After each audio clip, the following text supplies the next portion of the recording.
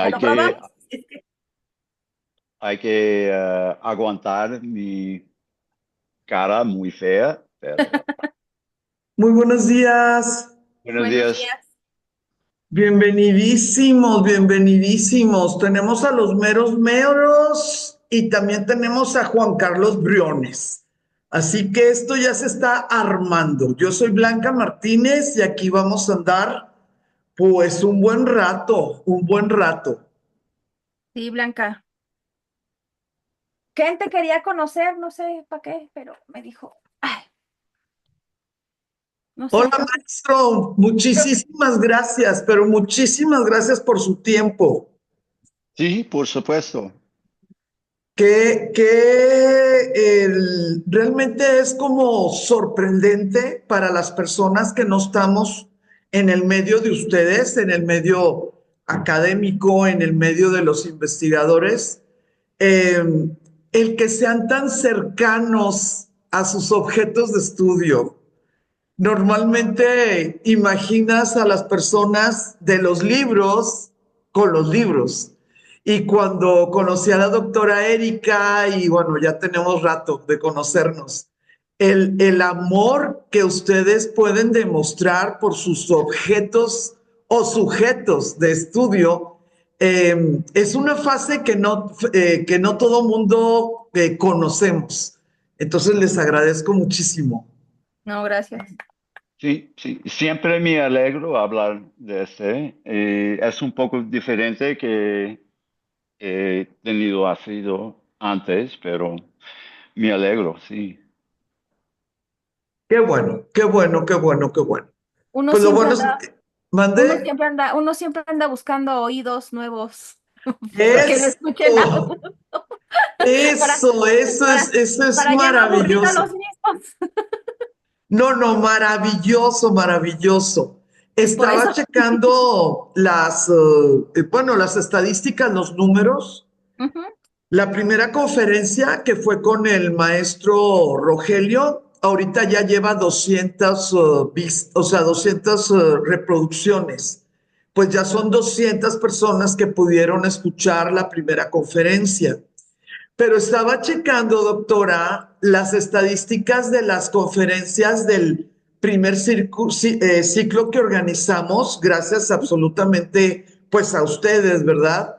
Esas sí fueron 10 conferencias y ya pasaron de las 1000, cada ay, una qué de las bueno. conferencias de las 1000 vistas.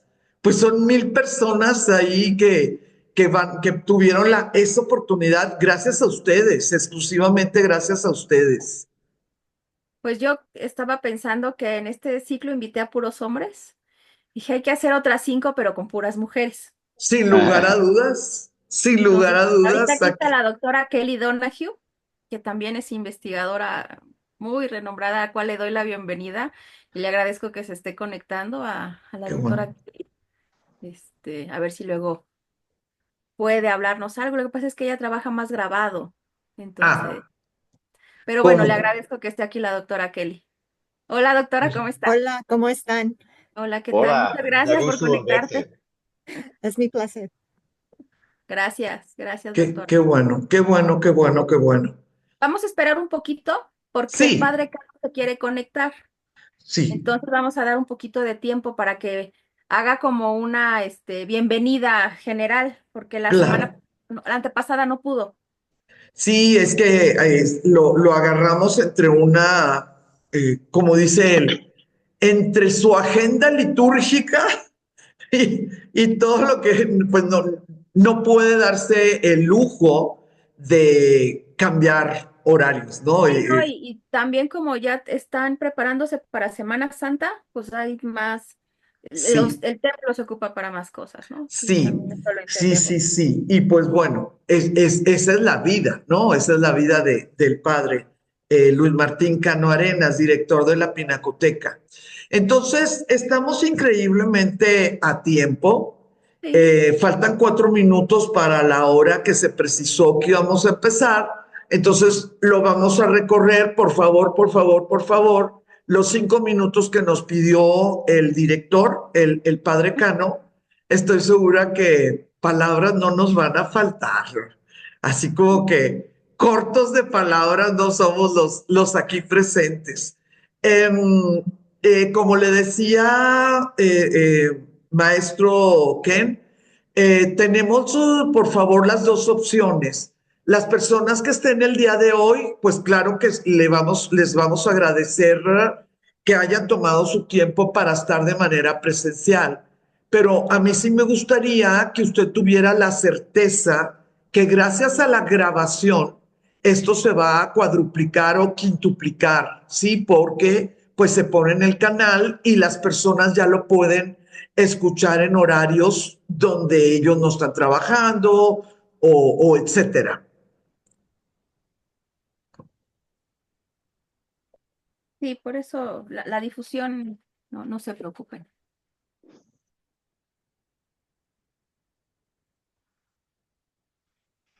Ya se fue Blanca, nos abandonó. No, lo que pasa es que como tengo que estar checando, es que tengo que estar checando las redes porque hay personas que en este momento dicen, no encuentro la liga, no Ah, ya. puedo, así, lo que sea. Entonces me da pena que me vean ustedes y que crean que estoy mandándole mensajitos a una amiguita. No, No, no estoy te preocupes. checando las redes porque las personas, algunas tienen problemas para Sí, lo para que sea, conectarse o entrar, lo que sea. encontrar la liga, ¿no? También. Sí, y hay veces que, bueno, hay veces que no están tan acostumbradas al Zoom, entonces no hacen otro tipo de preguntas y bueno, el arma que no podemos ya vivir sin él, bueno, aquí se soluciona todo, pero me da pena que me vean que estoy con el celular, a pesar de que estoy haciendo algo de la conferencia. De las primero que tengo que hacer, mi querida, es hacer los administradores a ustedes dos. Sí, Ken no va a presentar Ok, diapositivas. perfecto. Entonces, Ay, te déjales. pongo como Mira, administradora. a mí yo le voy a escribir al maestro Ruiz Gomar que me está escribiendo y no me da pena, ¿ves? Muy bien, muy bien, muy bien. Mm, make host. Do you want? Yes. Ok, no sé por qué razón no me está dando la opción de co-host. Mm. Vamos a ver. Yo pienso, aquí ya estamos. Listo, listo, listo, listo. Para que no te quedes tú sola con el problema del chat. Muy bien, entonces ya está todo lo que teníamos que hacer. Bueno, aquí rapidito. Voy a quitar mi cámara porque sí están entrando algunas personas por redes sociales, y en un momentito más pues damos la bienvenida al padre Cano y luego ya platicamos un poquito, ¿verdad, doctora? Sí, sí, tú ve lo de redes sociales. Bueno, bienvenidos, gracias a los que se están conectando. Vamos a esperar unos minutitos a que ingresen más, y en un momento continuamos. Pero sean bienvenidos y bienvenidas. Ah, Hola, maestro Rogelio, qué bueno que sí se pudo conectar. Les comento que la liga es la misma. Si se quieren seguir conectando al resto de las conferencias, no hay ningún problema. Ay, Para eso perfecto. se las mando, ¿no? Entonces, es la misma. No la vamos a cambiar justo para que no haya ya problemas. Magnífico, mil gracias. Sí, maestro, bienvenido. Gracias, buen día. Buen día, maestro.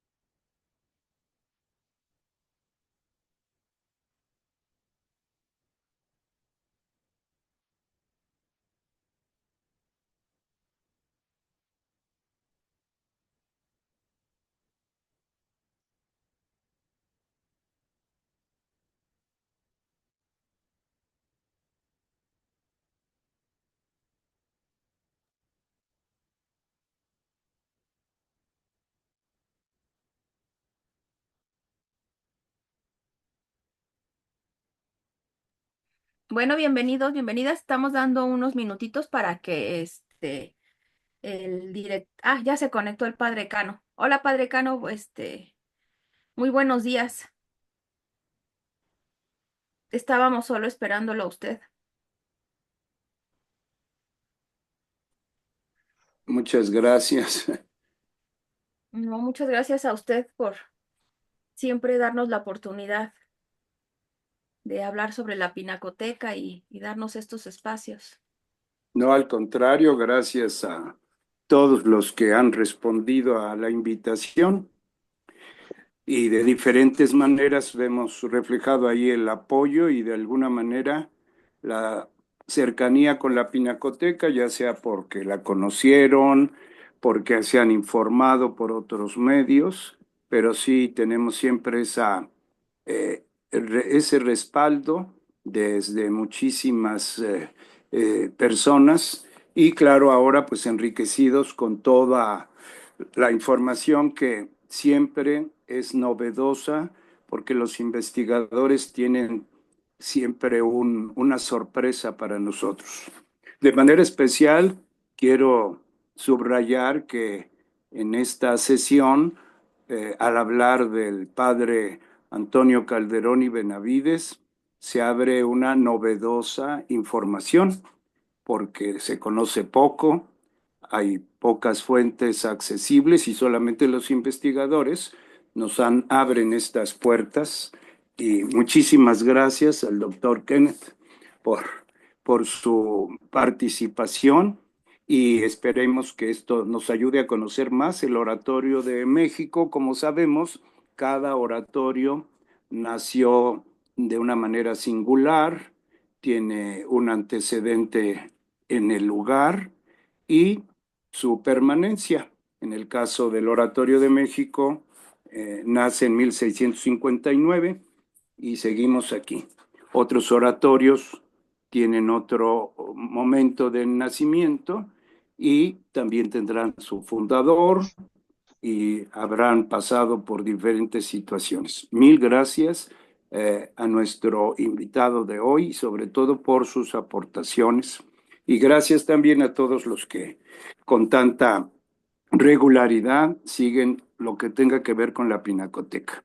Doctora Erika, muchísimas gracias también.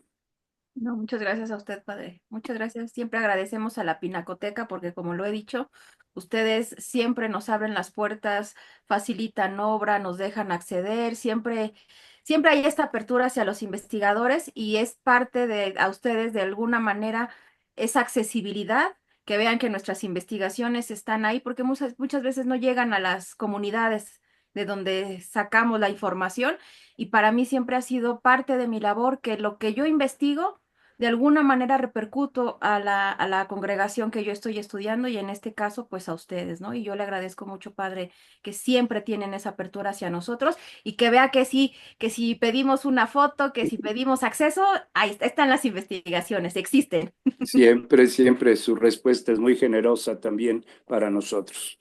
Gracias, padre. Gracias, doctora. Muy bien, doctora, qué hermosura tenemos a nuestro director, padre Luis Martín Cano Arenas. Tenemos a la doctora Erika González, que es la principal organizadora de este ciclo y que gracias a ella en tiempos de pandemia pues se hizo algo muy, muy interesante que se llamó Ecos de la Profesa. Las personas que se están uniendo ahorita yo creo que no escucharon, pero la doctora ya dijo públicamente que sigue otro ciclo, que vamos a organizar otro ciclo donde pues vamos a poder seguir, ¿verdad? Seguir armando este gran rompecabezas que es la historia, la apreciación, el coleccionismo, los problemas políticos y definitivamente los diferentes enfoques de la investigación. Una cosa es la historia, otra cosa es la historiografía y otra es la interpretación. Y ahí es donde pues tenemos la gran oportunidad de tener acceso a estas grandes personalidades. Ahorita estamos pues súper puntuales, ¿verdad? Y ya tenemos una decena de participantes. Conforme pasen los minutos, les puedo asegurar que vamos a seguir avanzando, pero sí quisiera comentarles rápidamente, antes de cederle totalmente el micrófono a la organizadora, que es la doctora Erika. Quisiera comentarles que este semestre se hizo el gran esfuerzo, se está haciendo el gran esfuerzo para poder dar el gran paso. ¿Cuál es el gran paso? La rehabilitación, porque la restauración se esperó por 7 años y estaba totalmente fuera de las manos de cualquiera de las personas que está aquí presente. Pero ahora falta la rehabilitación, y esa rehabilitación pues bajo la dirección y la motivación del director, el padre Cano, sí se necesita liquidez. La primera etapa, que fue hace un mes, con la posibilidad de 100 donadores, cada donador de 500 pesos, ya lo logramos. Se lograron 100 donativos de 500 pesos y en agradecimiento se entregó el catálogo, ¿verdad?, de las joyas de la Pinacoteca. Entonces cumplimos nuestra primera meta. La segunda meta eran 100, son 100 donativos de 250 pesos para cubrir 25,000 pesos en esta segunda meta, y ya vamos al 60% y todavía nos faltan 4 conferencias. La tercera etapa es para finales de abril. Vamos a poner nuevamente a disposición las imágenes impresas de las obras más icónicas de la Pinacoteca, siempre en el sentido, pues que es un agradecimiento a los donativos. Y para recordar los que en mayo sucedió, en mayo de 1977, la inauguración de la Pinacoteca, pues vamos a cerrar esta campaña de este semestre con un recital de música barroca dentro de lo que es el templo. O sea, pues es un lujo. Y todo esto en agradecimiento a los posibles donativos, que son donativos pequeños, pero son 100 personas, otras 100 personas, y así se va logrando. Entonces, la bienvenida a los meros meros, ya se las di.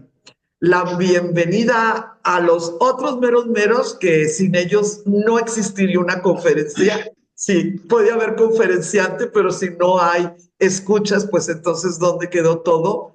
La más cordial bienvenida. Yo soy Blanca Martínez. A mí es a la que me dan las gracias y me felicitan. Y yo feliz porque gracias a la Pinacoteca, pues están todas esas fotos, todas esas imágenes que tantísimas personas disfrutan. Ahorita tenemos 12,200 seguidores y es exclusivamente porque todos queremos a la Pinacoteca. Entonces, bienvenidos a todos a este segundo ciclo de conferencias, y les cedo la palabra a la organizadora, a la principal promotora, que es la doctora Erika González León. Gracias, Blanca. Pues bueno, reitero mi gratitud a todos los que están aquí, a Ken. Voy a leer una pequeña semblanza para que él dé inicio a su presentación.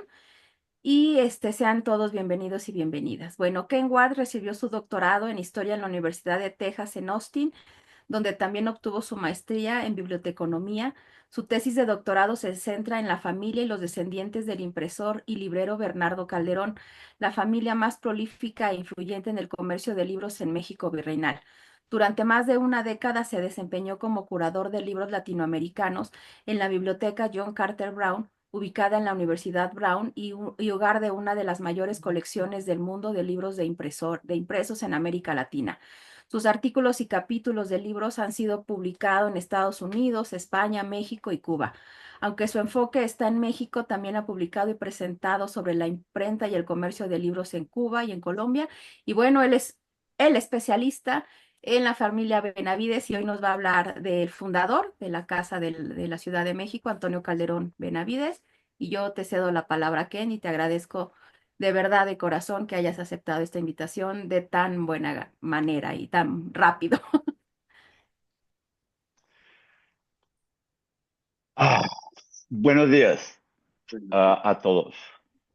Quiero comenzar agradeciendo a la doctora Erika González León por su amable y generosa introducción y por su invitación a presentarme hoy. También agradezco a la maestra Blanca Alicia Martínez por coordinar y gestionar los aspectos técnicos necesarios para transmitir y grabar estas sesiones. Y por supuesto a todos ustedes por acompañarnos durante estas presentaciones. Recuerdo muy bien la primera vez que pasé por las puertas de la casa profesa, cuando el padre Luis Ávila Blancas tuvo la generosidad de cederme su propio despacho para revisar el primer libro del Cabildo del Oratorio. En aquel entonces era un ignorante, o mejor dicho, más ignorante que todavía soy, y no tenía ni idea de lo que estaba viendo, ni de cómo entender un libro de Cabildo. Nunca logré completar una lectura del libro y espero tener la oportunidad de volver algún día para continuar con ella.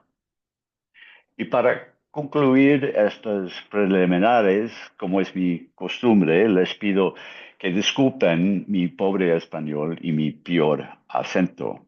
Y con estas formalidades hechas, voy a empezar.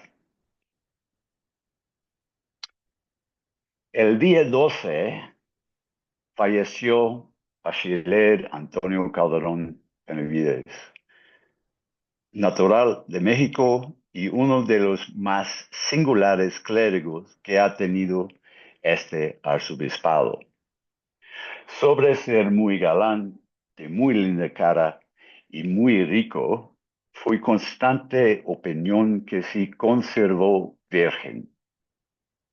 Desde muy joven fui sumamente virtuoso y así vio del Dios la fundación de la Unión Ilustrísima de San Felipe Neri, pues fue el primer motor de los 33 sacerdotes que la fundaron.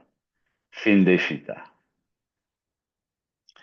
Así comienza la noticia de la muerte de Antonio Calderón Benavides en 1668, tal como aparece en el Diario de Sucesos Notables atribuido a Antonio de Robles, más conocido como el Diario de Robles. La entrada es bastante larga, más extensa que la mayoría y está saturada de emoción, lo cual es comprensible ya que muy probablemente no fue escrita por Robles, sino por el hermano de Antonio, Diego Calderón de Bermúdez. Como nos cuenta Lucas Alamán en la versión publicada del diario, Robles tomó la mayoría de sus anotaciones de un diario manuscrito que hoy en día se encuentra en la Biblioteca Nacional de México. Tuve la oportunidad de consultar una parte de ese manuscrito en mi última visita a México y lamentablemente está incompleto, comenzando apenas a finales de 1670, 2 años después de la muerte de Antonio. Quizás existe otro volumen en la Biblioteca Nacional y algún día aparezca para confirmarlo, pero no dudo de mi acierto al afirmar que la anotación que relata la muerte de Antonio fue escrita por su hermano Diego y no por Antonio Robles. A continuación, espero trazar en palabras, en medida de lo posible, un retrato de Antonio Calderón de Benavides. Y aquí me detengo un poco sobre sus padres y antecedentes, porque es la cuna familiar que nos formó y sigue con nosotros toda la vida. Pocas personas de su época están bien documentadas, por lo que es necesario observar desde diferentes ángulos y perspectivas, tanto cercanas como lejanas. Así pues, comencemos por el principio. Antonio Calderón de Benavides nació en la calle San Agustín, hoy calle Uruguay, entre Isabel la Católica y 2 de febrero, y fue bautizado en el Sagrario el día 29 de junio de 1630. Fue hijo del impresor y librero Bernardo Calderón de Alcalá de Henares, a las afueras de Madrid, y de Paula de Benavides, nacida en la Ciudad de México. Su padrino fue Sebastián Gómez Rendón, y si bien no es simplemente homólogo de un otro con ese mismo nombre, Gómez Rendón fue un notable minero y comerciante. El padre de Antonio, Bernardo Guillén Calderón, nació en 1603 en Alcalá de Henares, hijo del platero y librero Diego Guillén y Agustina Calderón. Fue enviado a Sevilla en 1613 a los 10 años, posiblemente tras la muerte de su padre. Parece probable que lo enviaran allí como aprendiz de un librero o impresor, aunque no he encontrado un contrato al respecto. Quizás un contrato no fue necesario y fue asignado a alguien de confianza de Agustina Calderón. Y según documentación posterior, esto parece probable. Su madre permaneció en Alcalá y se casó por segunda vez con el librero Antonio Sánchez, antes de mudarse a Sevilla en algún momento antes de marzo de 1625. Para entonces, Antonio Sánchez ya había fallecido y Agustina se casó en Sevilla por, por la tercera vez con el librero portugués José Montero. Si no se trata de un error del escribano, Montero era solo 3 años mayor que su hijo Bernardo. Los testigos de las nupcias fueron el librero Antonio de Toro y su esposa, Juana Gutiérrez. En aquel momento, Toro fue uno de los más significantes exportadores de libros a las Américas. Por lo tanto, parece probable que Bernardo hubiera sido aprendiz de Toro desde su llegada en Sevilla en 1613. De su obra posterior, también parece que tenía una buena formación como impresor, probablemente con Francisco de Lida, dadas a sus fechas de actividad y la calidad de su obra. Bernardo Calderón dejó Sevilla en 1626 como criado de un Francisco Michel. Michel se dirigía a Lima y, considerando que Bernardo llegó a la Ciudad de México solo en 1628, es posible que viajara primero a Lima y se quedara en México a su regreso, quizás distribuyendo libros para Toro. Abrió una librería en la calle San Agustín y fue inmediatamente denunciado ante la Inquisición por haber traído libros de España sin licencia.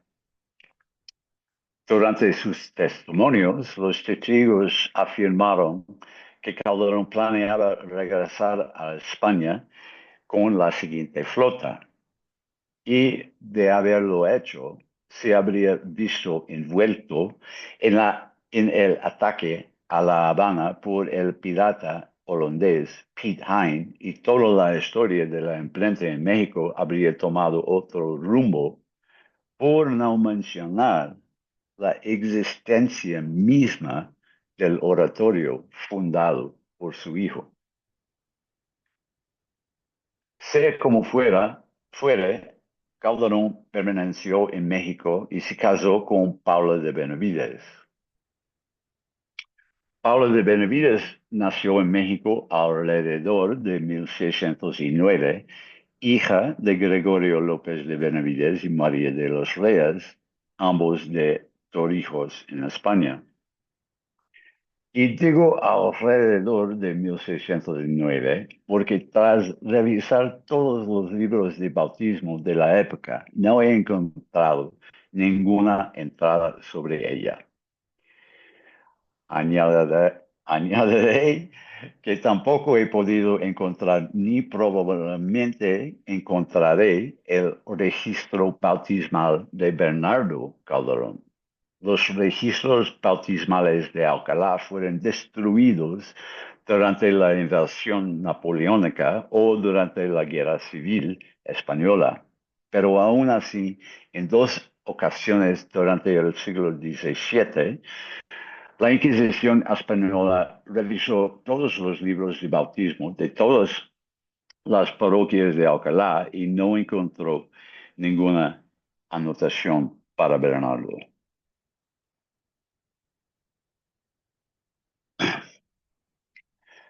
Bernardo Calderón y Paula de Benavides se casaron en 24 de febrero en 1629 y su primogénito, Antonio, nació 16 meses después. Poco podemos decir directamente sobre la primera década de vida de Antonio. Sus hermanos y hermanas llegaron en rápida sucesión. María de Benavides, quien eventualmente heredaría la imprenta, nació en 1631. Su hermano Bernardo Calderón en 33, pero falleció en la infancia, seguido por otro hermano Bernardo, nacido en 34. Luego Diego Calderón de Benavides, ya mencionado, en 37. Mijaela de Jesús Calderón en 38 y finalmente Gabriel Calderón Benavides, quien llegó en 1641 tras la muerte de su padre, ocurrida entre mediados de noviembre de 1640 y mediados de enero de 41. Bernardo Calderón disfrutó de una breve pero exitosa carrera como impresor y mercader de libros, un cargo que implicaba una escala de negocio mucho mayor que la de un simple librero. Inicialmente contrató un cajista llamado Pedro de Quiñones, aunque Quiñones pronto dejó la empresa para trabajar por su competidor, Francisco Salvago, y brevemente por su propia cuenta. Tras la muerte de Calderón, Quiñones regresó a la imprenta familiar en 1641 y permaneció allí como administrador hasta bien entrada la década de 1660. Si bien Antonio pudo haber comenzado a aprender el oficio de impresor con su padre, es casi seguro que completó su aprendizaje con Quiñones. Ya en 1630, Bernardo Calderón disfrutaba el monopolio de las cartillas, pequeños panfletos utilizados para enseñar los rudimentos de la lectura y la doctrina católica. Este lucrativo monopolio permanecería en manos de la familia ininterrumpidamente durante un siglo, y si bien Antonio pudo haber comenzado a aprender los oficios de impresor y mercader de libros con su padre, y casi con certeza completó su aprendizaje como impresor con Quiñones. También, sin duda, aprendió gran parte del negocio de su madre, Paula de Benavides, quien estuvo al frente de la imprenta desde la muerte de Bernardo Calderón, finales de 1640, hasta la suya propia a finales de 1684. Aunque desde su acta de matrimonio en 1629 hasta su poder de testar en 84, afirmó no saber firmar su nombre, y los documentos que conservamos que llevan la firma de Pablo de Benavides fueron escritos por un amanuense. Yo no dudo que ella sabía leer. Además, era una mujer de negocios bastante aguda.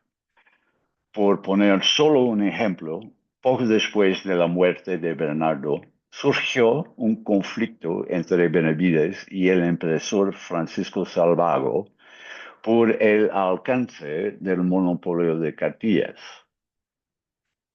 En esencia, Benavides argumentó con éxito que, dado que las cartillas contenían los rudimentos de la doctrina católica, su monopolio abarcaba todos estos textos doctrinales. Las autoridades se convencieron y mediante esta maniobra, Benavides logró extender y ampliar su monopolio para abarcar una porción mucho mayor del mercado y no solo cartillas, sino de todos los textos doctrinales. La segunda década de la vida de Antonio Calderón, de 1640 a 50, ha sido calificada por Jonathan Israel como la década más conflictiva del siglo XVII, dominada por los conflictos entre el obispo Juan Palafox y Mendoza, por un lado, y los virreyes y la Inquisición, por otro. Palafox fue un reformador, o al menos se consideraba así mismo como tal, y un área entre las muchas que buscó reformar fue el papel de las órdenes religiosas y su cuasi monopolio sobre las doctrinas de los indios. Buscó reducir su cuasi monopolio y reemplazarlas por clérigos seculares. Esto tuvo un efecto secundario en la promoción de los clérigos criollos, ya que era más probable que fueran seculares que regulares.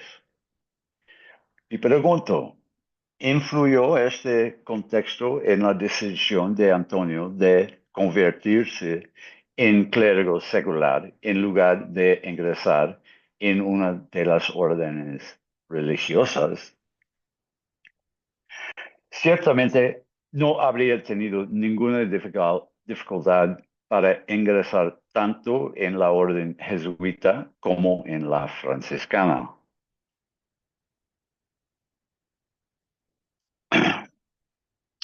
Su tío abuelo paterno, Francisco Calderón, quien llegó a la Nueva España con un grupo de jesuitas en 1601, fue 2 veces provincial de su orden y de hecho escribió un texto legal contestando a Palafox en 1645.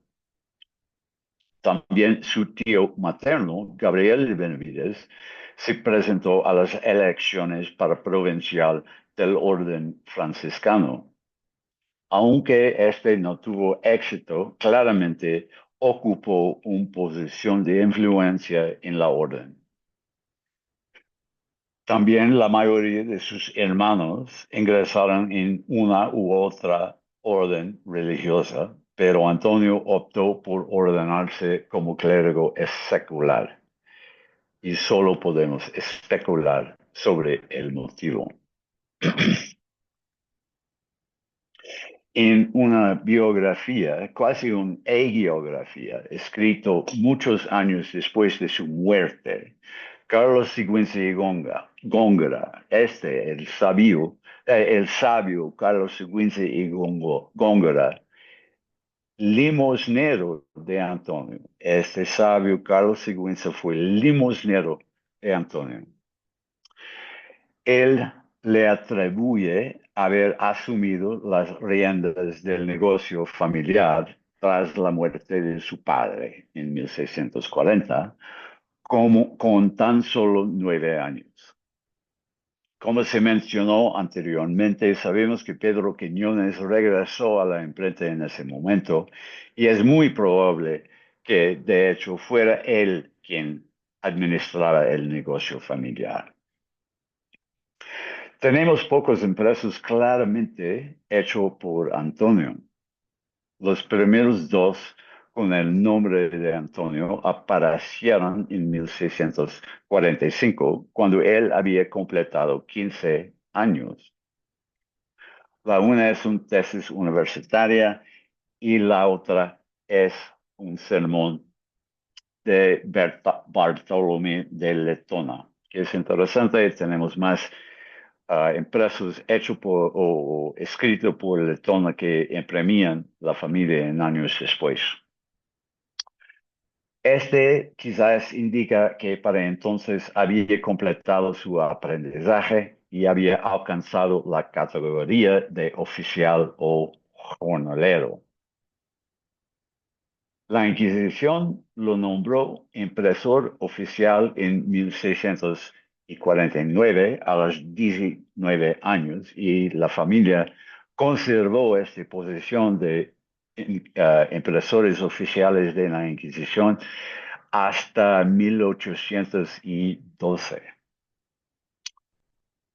En 49, este mismo año, Antonio imprimió el relato sobre el auto de fe de aquel año. La hermana de Antonio, María de Benavides, se había casado con el impresor y librero Juan de Rivera en 1647 y el hermano de Juan, Hipólito de Rivera, era corrector de libros de la Inquisición y impresor del relato del auto de fe del año anterior de 48. Muy probablemente facilitó, al menos en parte, el nombramiento de Antonio como impresor de la Inquisición a tan solo 19 años. Antonio se graduó en la universidad como bachiller en filosofía en 1650, en derecho canónico en 53 y en derecho civil en 54. Posteriormente impartió clases ahí en varias ocasiones y fue nombrado conciliario de la universidad en 1653. Posteriormente, la Inquisición nombró comisario y consultor y, como he dicho, impresor oficial. Ingresó en el clero en 1654 y celebró su primera misa el 10 de enero de 1655 en el convento de Santa Isabel. Según Julián Gutiérrez Dávila, autor de una historia del oratorio en el siglo XVIII, sus hermanos Diego y Gabriel, como diácono y subdiácono, respectivamente, lo asistían en el altar. La misa también fue la ocasión de la profesión de su hermana Mijaela, quien tomó el nombre de Mijaela de Jesús y se ingresó en el convento de Santa Isabel, donde su tío, Gabriel de Benavides, era custodio. Gravemente enfermo en 1657, Antonio Calderón prometió formar una cofradía inspirada en el oratorio de San Felipe Neri en Roma. La cofradía se fundó en México el 2 de mayo de 1659 en el convento de San Bernardo y comenzó con un límite estricto de 33 miembros. Quizás como muestra de la perspicacia de Calderón para los negocios, el Cabildo eligió tesorero y no para el propósito. Pronto se trasladó al convento de Valvanera y las solicitudes de ingreso fueron tan numerosas que el número de cofrades tuvo de elevarse a 120. Para obtener la sanción papal como congregación, se requería una iglesia consagrada y residencias suficientes para al menos 12 clérigos. La falta de recursos económicos retrasó esto hasta mayo de 1668. Y la tarea solo se completó gracias a la inversión personal de 4,000 pesos de Antonio Calderón. Según Sigüenza, esta fue la segunda iglesia erigida a expensas de Calderón. La primera fue la del Hospital de Jesús, donde él había sido capellán desde 1662. Además, según Sigüenza, Calderón fue el fundador no solo de la congregación de San Felipe Neri, sino también de una hermandad en el convento de San Francisco, para la cual él mismo redactó las constituciones. También la Cofradía del Rosario, también en el convento de San Bernardo. Fue miembro de las congregaciones de San Pedro de la Purísima, del Salvador y de las cofradías del Rosario de la Cinta de San Agustín y miembro de la Tercera Orden de San Francisco. Como observó Sigüenza y Góngora, cito, abrevio, rara es la hermandad o congregación de las muchas que hay en México en cuyos libros y patentes no aparezca su nombre. Fin de cita. Antonio Calderón de Benavides falleció a las 9 de la mañana del 12 de julio de 1668, justo después de completar 38 años. Sigüenza relata que al enterarse de su fallecimiento, tanto el virrey, el marqués de Mancera, como el arzobispo Payo Enríquez de Rivera llegaron a su casa para presentarle sus respetos, incluso antes de que sus acompañantes pudieran anunciarlos.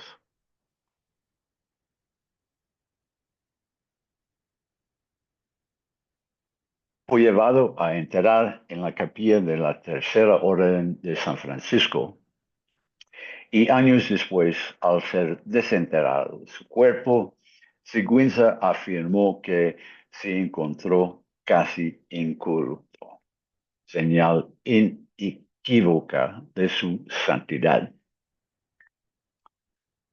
Si bien se reconoce que la biografía de Sigüenza puede tender a la exageración, dos aspectos merecen especial atención: las aportaciones económicas de Calderón y su afiliación con cofradías religiosas. Según Sigüenza, Calderón daba limosnas libremente a todos los que la pedían y distribuía otras de forma anónima. Esto sí sumaba a sus contribuciones a la construcción de las iglesias de la congregación y el hospital de Jesús. Esta filantropía sugiere que 2 décadas después de la muerte de Bernardo Calderón, tras dejar a su esposa y familia en una situación económica precaria, su hijo Antonio pudo distribuir miles y miles de pesos. Además, aunque Sigüenza atribuyó a Antonio Calderón la obtención y distribución de la mayor parte de estos fondos, la familia pudo proporcionar una dote de más de 3,000 pesos para María de Benavides cuando se casó con Juan de Rivera en 1647, así como una dote no especificada para que Mijaela de Jesús ingresara al convento de Santa Isabel en 55. También otorgaron un préstamo de 6,300 pesos a Juan de Rivera en 68 y al año siguiente dotaron una obra pía con beneficio a Gabriel de Benavides con un capital de 2,000 pesos. Desafortunadamente, ninguna fuente ofrece una descripción clara de la situación financiera de la familia en 1668, pero al fallecer Paula de Benavides en 1684, su patrimonio estaba valuado en poco menos de 40,000 pesos.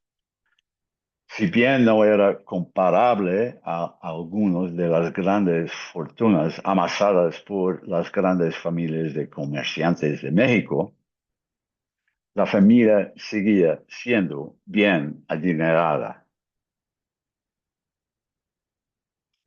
Vamos a regresar a las palabras de Robles, donde hemos empezado. Hablando de sus esfuerzos en la erección de la capilla en el Hospital de Jesús, nos cuenta que, cito, la devoción creció de manera que, animado con las limosnas y su santo celo, se determinó este sacerdote a acabar la iglesia, cuya obra había parado más había de 70 años. Después intentó la del oratorio de San Felipe Neri, a que asistió personalmente, y después de acabado, a pocos días, le llevó el Señor para sí de un tabarío, dejando lastimada toda la ciudad, como se reconoció en su entero, pues desde las ventanas a gritos se lloraban, como si fuera dueño de cada casa, y los clérigos no podían cantar de llanto. De la misma manera salió la religión de San Francisco a recibir su cuerpo, siendo la cosa más rara que en México se había visto, pero tal era la prenda que perdía.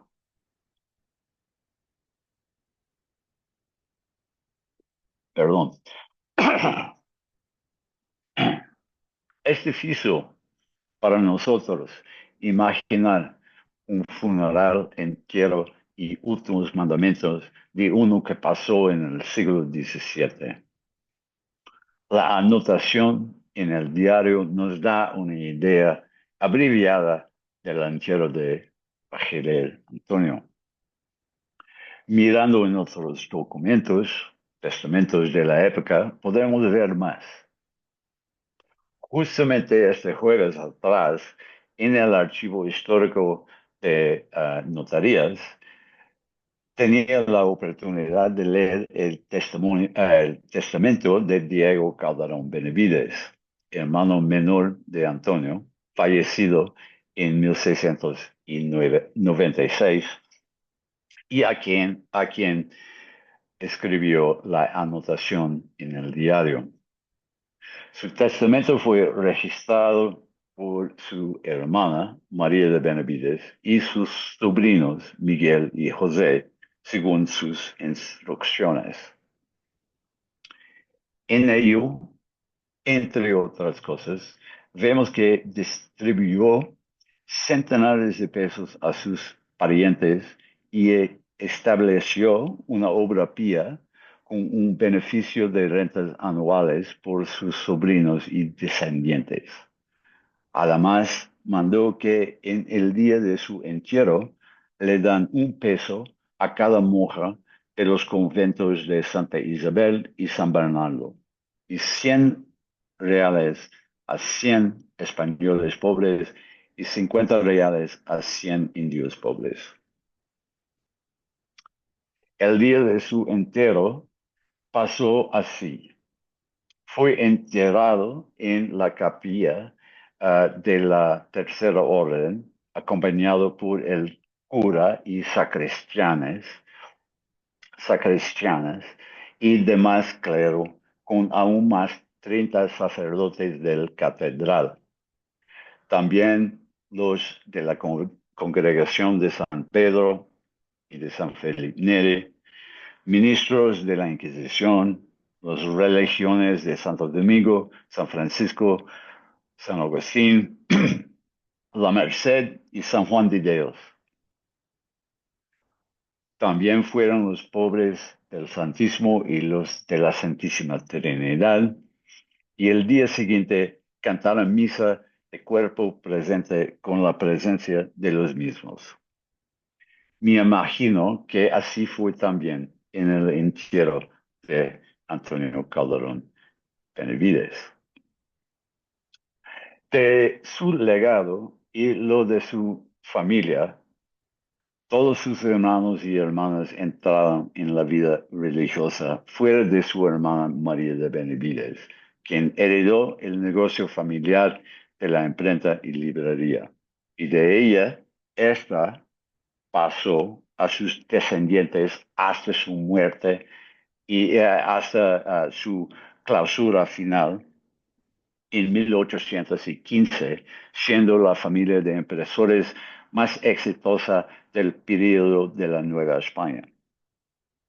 Como sacerdote, él no tenía descendencia, sino espiritual, y es lo que celebramos hoy. Gracias por escucharme. Muchas gracias. Muchísimas, Perdón, no, habla, Blanca. Y terminó de escribir esto. no, muchísimas gracias. Quisiera notar las posibilidades que ahora nos abran la nueva manera, pues, de ver el mundo, la historia, el pasado, esas huellas, esas evidencias que ustedes los investigadores tienen que armar. Se me hizo increíblemente interesante el que nos mostrara una segunda o tercera opción en el caso de que hubiera fallecido el padre de Antonio en un ataque de piratas. Muchísimas veces las personas que no somos investigadores no entendemos la fragilidad de la combinación de circunstancias precisas para poder lograr un hecho, en este caso, pues tan notorio por el tipo de temática y de las personas que están aquí presentes, como el llegar hasta el punto de la fundación de la congregación. Entonces, bueno, yo disfruté también este twist que le da nuestro conferenciante, el doctor Ken, en ver los escenarios posibles, y el que tocó, bueno, pues fue realmente afortunado por el tipo de temática del día de hoy. Muchas gracias. Gracias a usted. Todo el historiador hay que ser atento a las contingencias de cada momento en la historia, ¿no?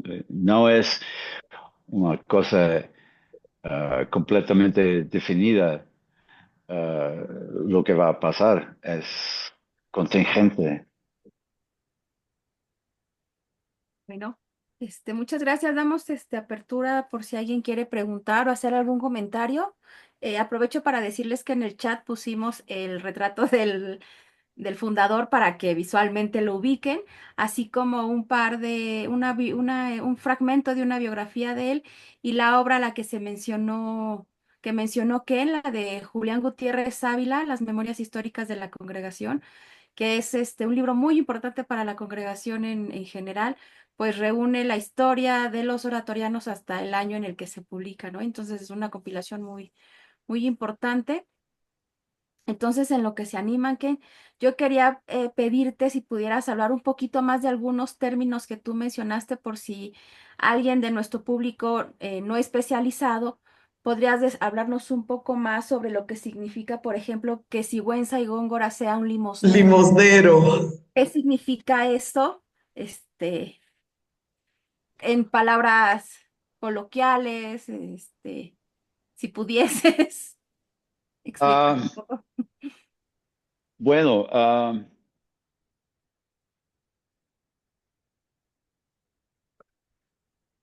Ya te puse ah, mis addons. Oh, por Dios. ah, sí, mis exámenes doctorales otra vez, ¿no? No, no, no. Solo. eh, Es que, bueno, se habla de, por un lado, de Antonio distribuyendo limosnas, ¿no? Pero hay un flujo, ¿no? ujú, Hay que tener este dinero para dar, ajá, hay que cobrar. Entonces, Carlos Sigüenza ayudó a a recoger las Antonio. limosnas. Ajá. Exacto, Sí. exacto. Lo que pasa es que los limoneros o sea, para todas las obras, si me permites, Ken, Sí, para porfa. a nuestro público, para obras pías o para la fundación o para obras en específico que necesitaba la iglesia, se les otorgaba un permiso para recoger limosnas, para que la gente cooperara, ¿no? Se pedía, ya saben, se pedía la cooperación voluntaria. Entonces lo que hacían los limosneros era eso, recoger las limosnas de los fieles, ¿no? Con este flujo constante de dinero. Exacto. Quizás sea más fácil si nos puedes decir un poco qué significaba estos beneficios que daba la Inquisición a los impresores. ¿No? Porque hablamos como de beneficios para imprimir, pero si pudieras hablar un poquito de qué significaba para un taller, cómo se generaban esos contratos, quizás eso te sea más fácil que lo que te pregunte. No, sí, es bastante, pero porque este asunto conozco mucho mejor que asuntos de la iglesia. Ah, bueno, este contrato fue dado en 1649 como impresores oficiales de la Inquisición, que implica que todas las cosas que todos los edictos, panfletos y otras cosas que publicaba la Inquisición um, fueran impresos por los Calderón, Benavides, Rivera, Jauregui durante más que un siglo, hasta 1812. Y proporcionaba un ingreso casi seguro durante años y años. Y, y bueno, los impresores no ganan la vida, pan de cada día, haciendo libros, ¿no? En pueden perder dinero imprimiendo libros. Pan de cada día son las cosas efímeras como edictos y otros panfletos, ¿no? Las cosas que a veces raramente se conservan en las bibliotecas. Las bibliotecas resguardan libros y tomos grandes así y ignoran algunos de las cosas de una sola hoja. Um, pero son para mí las cosas más interesantes y en términos de ingresos, son las cosas más importantes por los impresores. Y digo esto también, que esta familia tenía casi todos los monopolios posibles en la Nueva España. Tenían de la Inquisición y sobre las cartillas, que también incluía publicar por lo que llamaba el superior gobierno, que sería el virrey y el ayuntamiento y otras cosas. Tenía el monopolio sobre libros de educación educacionales de los jesuitas, las gramáticas y otras cosas. Entonces, controlaban esta familia casi todo el mercado que tenían, hasta que podría um, recibir un cargo de imprimir algo y decir, ah, tengo tanto que hacer, voy a pasar este a un otro impresor. Y hay varios ejemplares de este. Entonces, espero que contesté. Sí, no, no, perfecto. Sí, es que pues hay que entender en un contexto donde todo estaba regulado y todo se tenía que autorizar para su impresión. Entonces, estos talleres eran talleres autorizados, talleres que tenían permisos y como bien dice Ken, nosotros ahora nos conservamos los libros como esos grandes obras que imprimían, pero en las imprentas imprimían un montón de cosas, ¿no?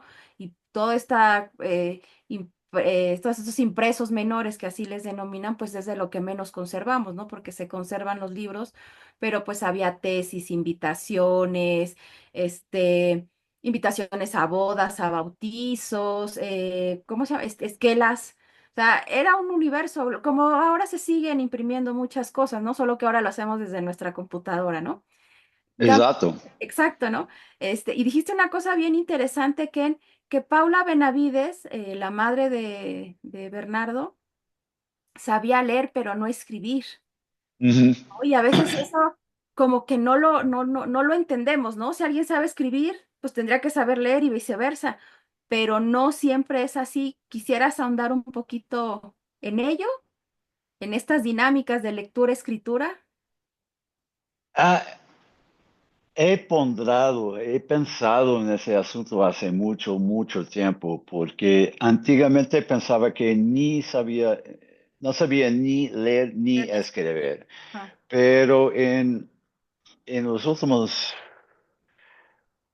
de verdad, en los últimos meses, casi un año, ya estoy convencido que sabía leer. Y el ejemplo que me convenció de y esto regreso a hablar de las impresiones por la Inquisición, que en 1660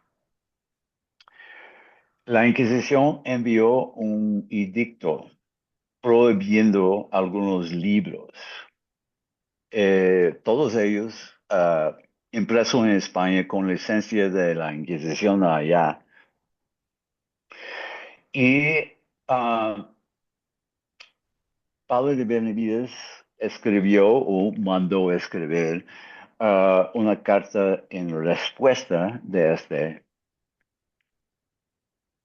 diciendo en esencia, están seguros que quieren prohibir estos libros que ya son permitidos en España. Y es un estudio bibliográfico sobre varios libros de España que es muy agudo. Entonces, esta mujer tenía un conocimiento bibliográfico que creo que no podría alcanzar sin saber leer los libros y saber de sus contenidos. Claro. El maestro Ruiz Gomar dice que agradece la charla y sobre todo tu esfuerzo para darlo en un español tan correcto. Gracias. Te agradecemos eso.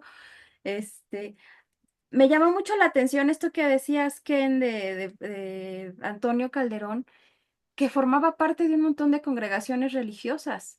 A veces uno cree, tiene la idea de que un personaje solamente forma parte de uno y de ahí no se mueve, pero esto es pues sí, una ventaja que tiene la propia congregación del oratorio y la manera en la que sus constituciones están dadas, ¿no? Sí, y um, no quiero, Dinos, dinos. sí, no quiero parecer un, un cínico, ¿no? No quiero disminuir su devoción, ¿no? Pero tenemos que lembrar que fueron los religiosos quien fueron los escritores también. Y estos escritores tenían o querían publicar sus escritos. Y Antonio, como miembro de estas cofradías y congregaciones, igual que toda su familia, ah, bueno, estos autores, bueno, necesito publicar algo. Antonio, ¿puede ayudarme en publicar este? Y es un poco, sí, claramente fui devoto, pero esto también ayudó en el negocio familiar. No sé, no recuerdo si mencioné, porque tenía ahí y puede haber cortado, pero Sigüenza Góngora dice que Antonio publicaba, imprimía gratis todas las cosas religiosas que llegó a sus manos, sin costo ninguno, ¿no? Um, y Entonces bueno, era un poco no sacar un todo, poco beneficio, que sí, formara pero parte de, sí, pero la verdad es que no fueron todos gratis, ¿no? Porque tenemos facturas de él cobrando dinero para sus impresiones. Entonces puede ser que imprimió varias cosas, muchas cosas, sin costo, pero también sí, cuando trató con la Inquisición, sí, tengo varias facturas de él. Este otro ejemplo de la fuerza de Pablo de Benavides.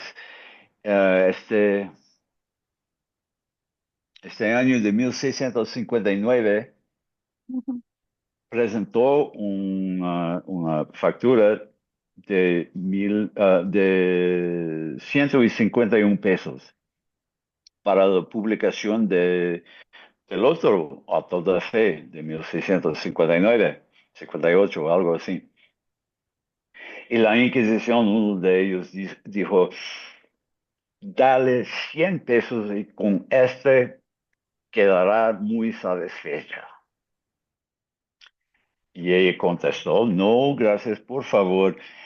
La factura es para 151 pesos y vas a pagar este monto. Y ellos pagaron. Era una mujer muy, muy fuerte. Claro.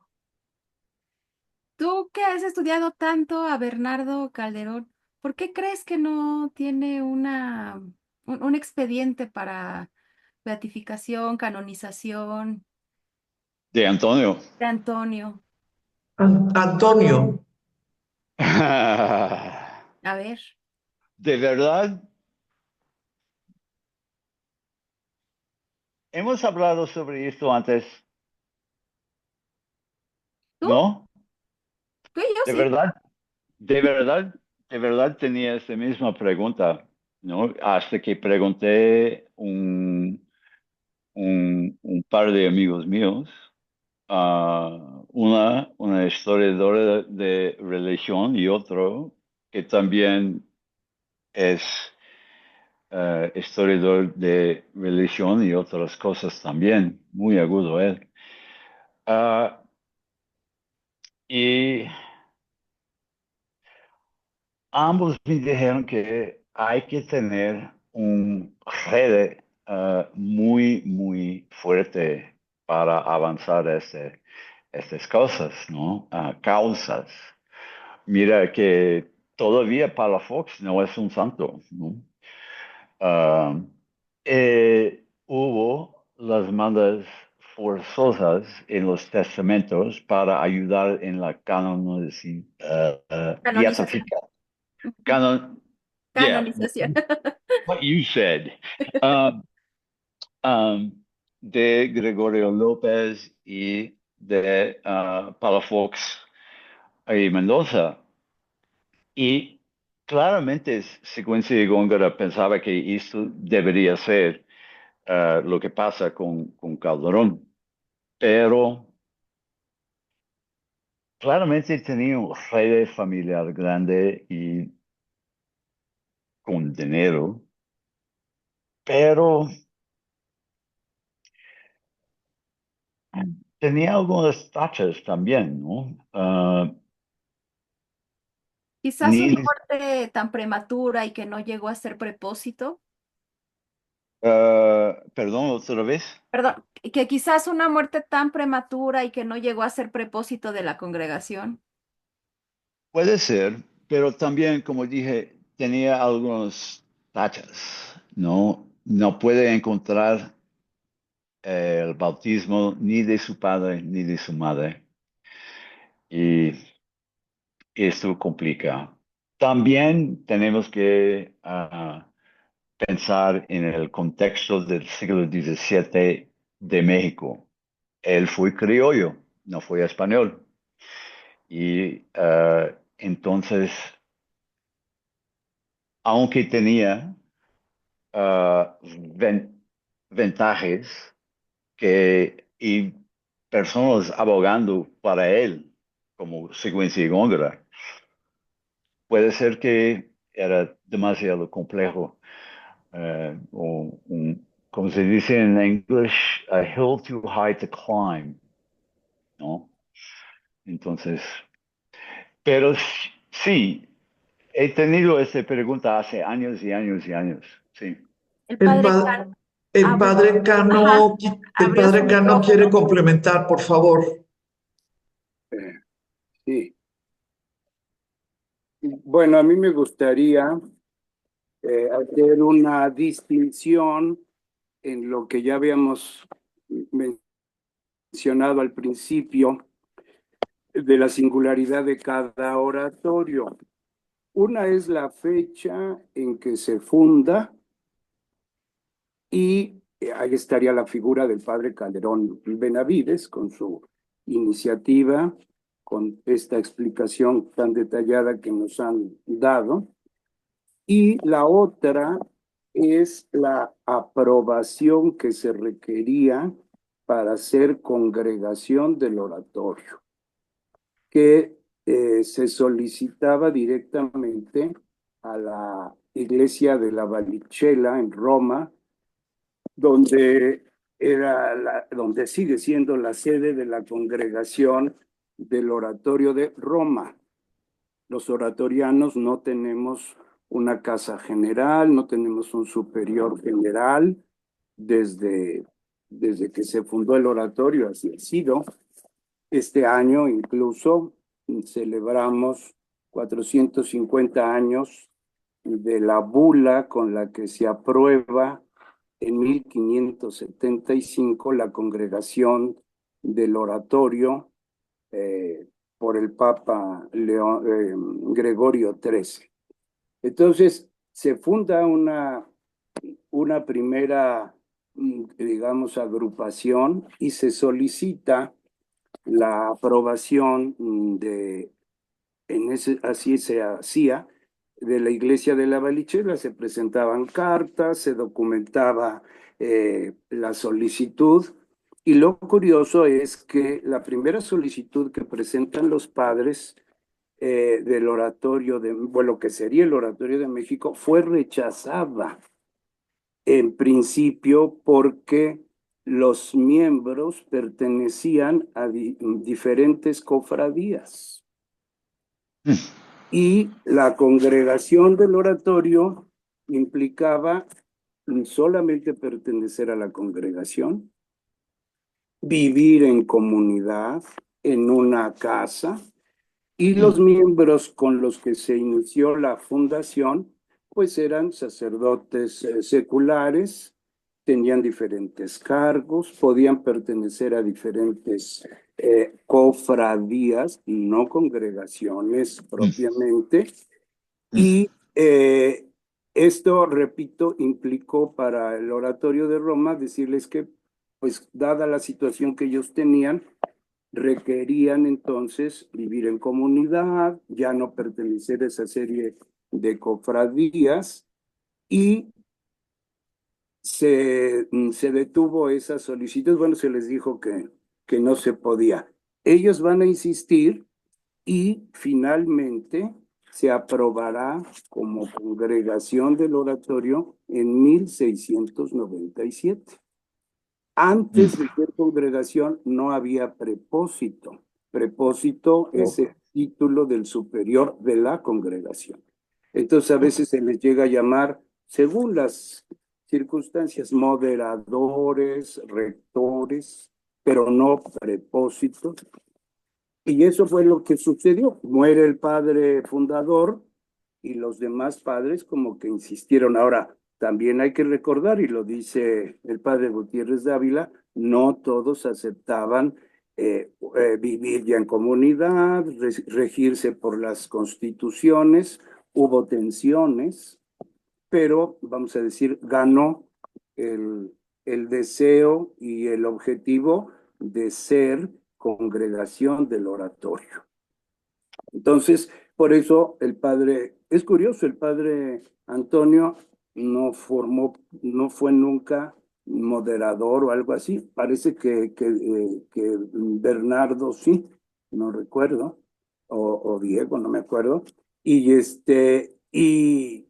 el padre Calderón muere y ya fue su iniciativa. Pero los que ya buscaron la congregación del oratorio ya vendrán mucho más tarde. La bula, repito, de aprobaciones de 1697. Por eso hay que insistir en el periodo de la fundación y la aprobación puede ser larguísimo. Hay congregaciones que tardaron mucho y otras que fue muy rápido. Por ejemplo, el oratorio de Puebla fue muy rápida. Bueno, también se habla de años, ¿verdad? No de meses. Sino en temporalidad de la época. Exactamente, exactamente. Entonces, eso hizo que también los congregantes o la Pía Unión, digamos, se fuera cada vez más consolidando como congregación del oratorio, pero ya debería de tener digamos, los elementos que el oratorio de Roma consideraba como necesarios para tener el título de congregación. Una vez que se tenía el título de congregación, y esto es muy interesante, se gozaba de todos los privilegios que tenía la congregación de Roma, se extendían para las nuevas congregaciones. Y eso, bueno, pues ya era todo un lujo, por decirlo así. Aquí quisiera mencionar el título que los padres que empiezan a fundar lo que sería la congregación en 1659, le titulan a su reglamento Constituciones que deben observar los sacerdotes de San Felipe Neri mientras se verifica la formal fundación del Instituto Vallichelliano, 1659. Entonces, ahí se ve, y yo lo trato en un artículo, desde el principio este interés por ser congregación del oratorio. Entonces hay esa búsqueda de oficializar. Seguramente les cayó de peso el que no se les aprobara. Ellos insisten y tienen incluso un mediador tanto en México que va a Roma como un padre del oratorio de Roma, etcétera. Y otro problema que tuvo la congregación del Oratorio de México fue que cuando se da la bula, al pasar a la Nueva España, tiene que pasar primero por Madrid y el rey no da el pase. Y ese fue otro golpe para la fundación del oratorio. Pero sin nada más hacer esa distinción, el proceso de fundación y luego ya la aprobación como congregación, que, pues, repito, de 1659, que es el año en que se dan estas constituciones, hasta 1697, pues son 40 años. Entonces, sí hay eso. Y eso lo podemos ver en los distintos oratorios, en su fundación y en su aprobación. Nada más esa Gracias, observación y pues remitirnos al libro, ya que el doctor Ken nos hizo favor de nombrar al padre Luis Ávila Blancas, que fue el que organizó esta pinacoteca con toda una museografía muy precisa y que escribió muchísimo también en su libro Biobibliografía de la Congregación. Tiene muchos elementos que para quienes deseen acercarse un poquito más a la congregación del Oratorio de México, se pueden nutrir ahí sus informaciones. Pero gracias al doctor por haber hecho mención del padre Ávila, que siempre será la referencia obligada para la pinacoteca, y yo lo digo por ser miembro de la congregación, el historiador más, digamos, acucioso de nuestra congregación y de las congregaciones del oratorio en México. Muchas gracias. No, usted, Muchísimas gracias a usted. aquí Juan Carlos Briones en el chat nos ha compartido algunas fotografías de San Felipe Neri el Viejo, el Nuevo. Si no mal recuerdo, padre, usted en el ciclo pasado nos dio una charla sobre la historia de la congregación, ¿no? Hablando del templo de San Sí, Felipe Neri el Viejo. Entonces, por si quieren tener información mucho más precisa del padre, en el ciclo, en el canal de YouTube, en el ciclo anterior, el padre da, creo que la primera o la segunda charla sobre la fundación, porque sí es una historia de 3 templos y como bien lo dice el padre, la congregación, algunas fundaciones empiezan como pías uniones y después tienen la aprobación, pero él no lo explica de manera mucho más amplia en esa conferencia por si quieren aprender mucho más de todo este proceso de la Casa de la Ciudad de México. gracias. No, bueno, ¿alguien más tiene alguna duda o un comentario para nuestro exponente, hasta para el padre Cano que está aquí? Aprovecharlo que tiene tiempo antes de que se nos vaya a servicio, Sí. ¿no? Pues Blanca, te cedo a ti la palabra. Ah, bueno, a ver, permíteme. Bueno, agradecimiento a nuestros exponentes, ¿verdad? Porque siempre nos motivan a investigar sobre estos temas. Definitivamente. Pues muchísimas gracias, muchas gracias. Para poder lograr esto son muchas las personas involucradas, pero definitivamente el esfuerzo que hicieron los presentes para estar ahorita escuchando y haciendo preguntas, pues es un agradecimiento mayor. En unos 5 minutos, 3 minutos, voy a poner en la página de la Pinacoteca de la Profesa la liga de la conferencia que acaba de hacer mención la doctora Erika con respecto a la conferencia que dictó el padre Cano. Esto va a ser en 2, 3 minutos, ya lo tengo aquí. En el momento que se convierta ya la grabación de esta conferencia, que me voy a tardar 10 minutos a lo mucho, también la vamos a compartir en redes para que pues esto camine y definitivamente el esfuerzo de tantos intelectos y de tantas curiosidades pues tenga, como dijo la doctora Erika, oídos nuevos. Entonces, por mi parte es absolutamente todo. Recordarles que estamos en plena campaña de recolección de fondos para la rehabilitación de los espacios restaurados en el edificio. Entonces estamos hablando de sacristía, pero estamos hablando de todo el espacio de la pinacoteca y quedar a sus órdenes. Muchísimas, muchísimas gracias. Gracias, Ken. Algunas palabras de despedida.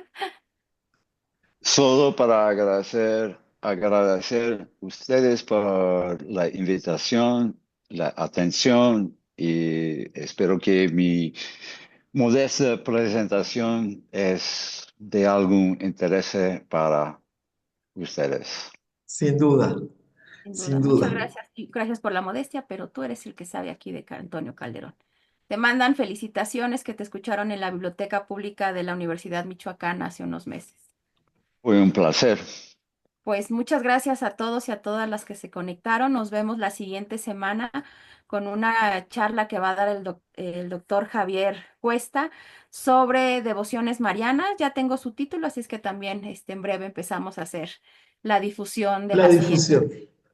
Pues Pues que muchísimas tengan un gracias. excelente fin de semana. Gracias, Ustedes. gracias a todos. Gracias, gracias. Hasta luego, maestro. Hasta luego.